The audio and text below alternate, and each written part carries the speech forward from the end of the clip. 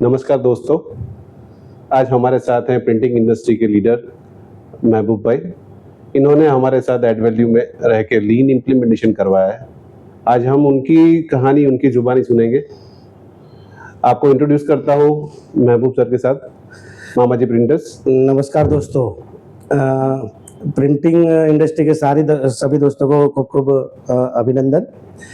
लीन के बारे में आज मुझे कहा गया है कि सर मेरी जो लीन की जर्नी है उसके बारे में आपको बताऊं। तो सर लीन की जर्नी से पहले मैं अपनी कुछ बात बताता हूं कि प्रिंटिंग इंडस्ट्री मेरे लिए नई थी। मैंने ग्राफिक्स की शुरुआत किरण भाई एक टाइम पास बिजनेस के रूप में किया था, एज ए कैंसर सर्वाइवर।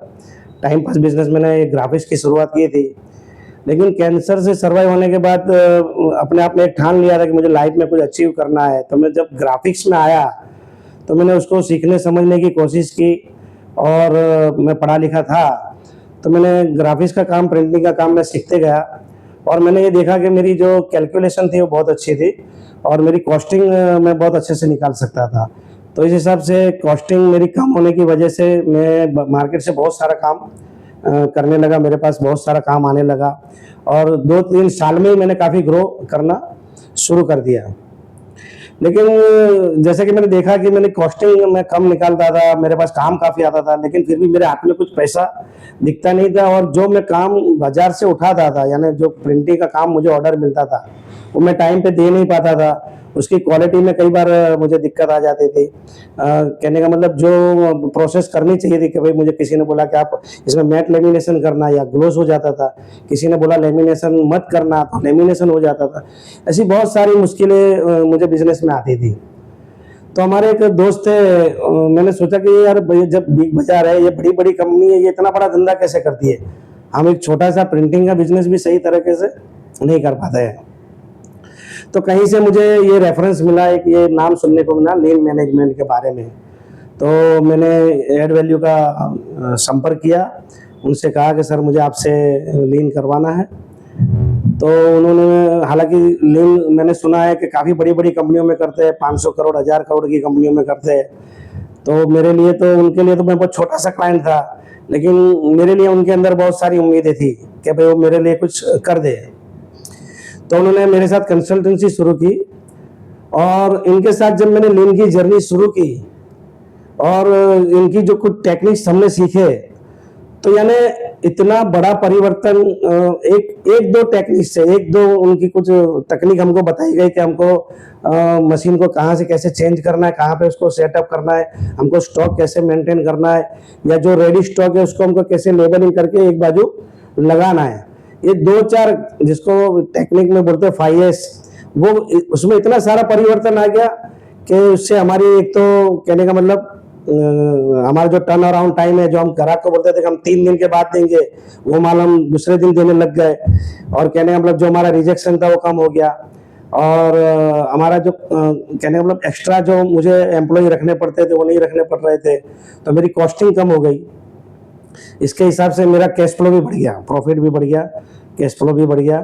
और कहने का मतलब लीन की जर्नी से काफ़ी कुछ, बहुत कुछ फ़ायदा हुआ।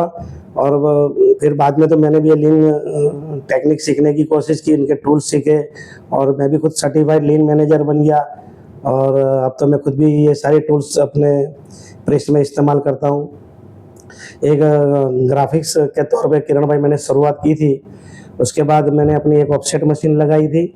उसके बाद जैसे लगा कि भाई आगे फ्यूचर पैकेजिंग का है, तो पैकेजिंग के लिए भी एक और मशीन हमने लगाई।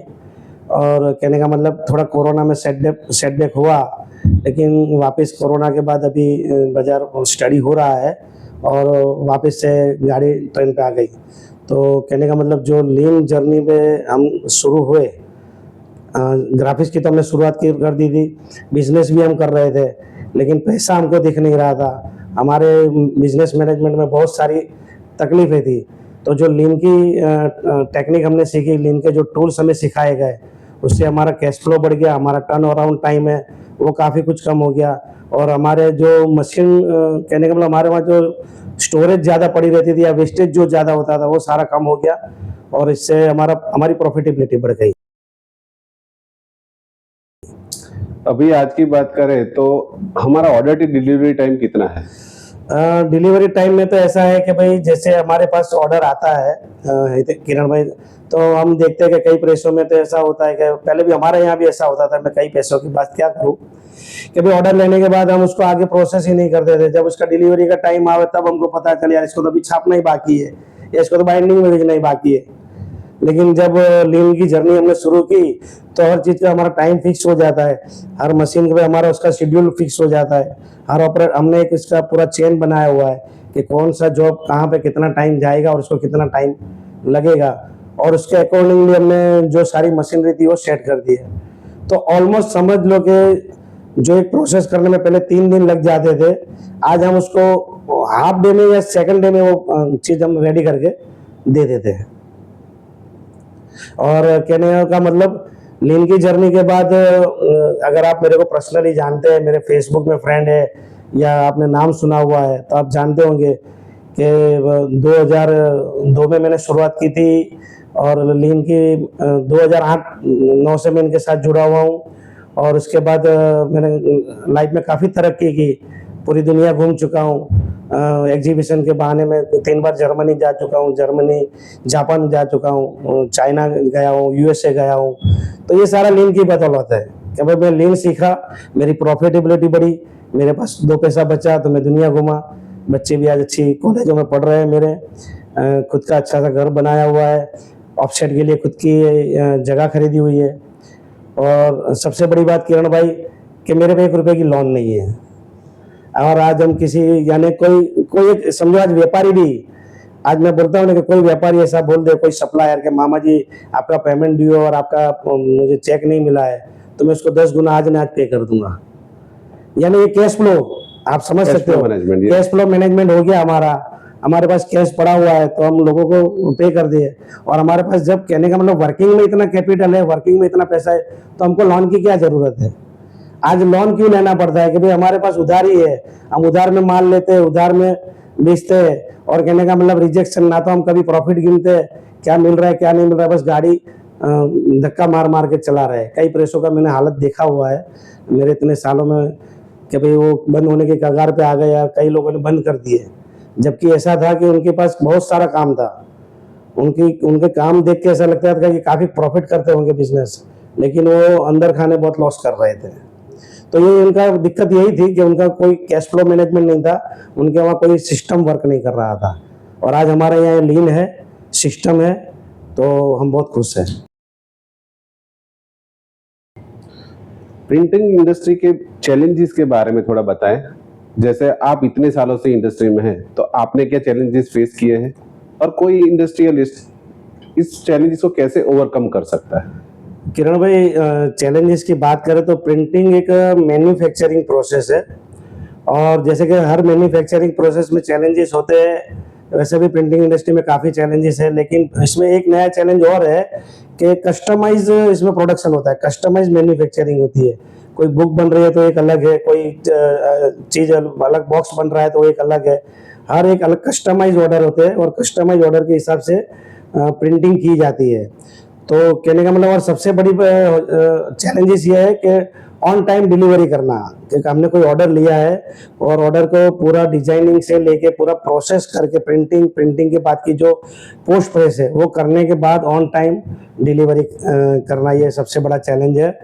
इसके अंदर भी मेन चैलेंजेस में आपको गिनाऊं तो स्टॉक मैनेजमेंट है, बराबर है, इन्वेंट्री जिसको बोलते हैं कि भाई पेपर का इन्वेंट्री मैनेज करना, फिर कहने का मतलब वर्क फ्लो मैनेज करना कि भाई ये जो प्रोसेस होगा, कई बार क्या होता है कि एक प्रोसेस खत्म हो जाती है लेकिन दूसरी प्रोसेस के लिए मटेरियल वेटिंग करती है, तो ये जो वेटिंग होना, मशीन वेट करता है और लेबर को हमको ओवर टाइम देनी पड़ती है, और ओवर टाइम देने के बाद भी कोई चीज़ अपने टाइम पे मुकम्मल नहीं होता है।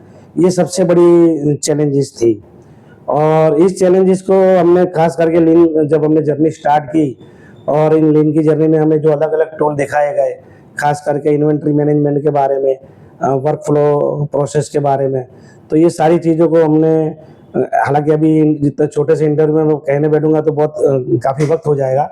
ये तो जब कोई लीन की जर्नी में शामिल होगा तो इसको पता चलेगा कि ये जर्नी क्या है। लेकिन इतना बता सकता हूँ कि भाई इन्वेंट्री मैनेजमेंट है, वर्क फ्लो मैनेजमेंट है, कैश फ्लो मैनेजमेंट है, और कहने के मतलब मजे ही मजे है।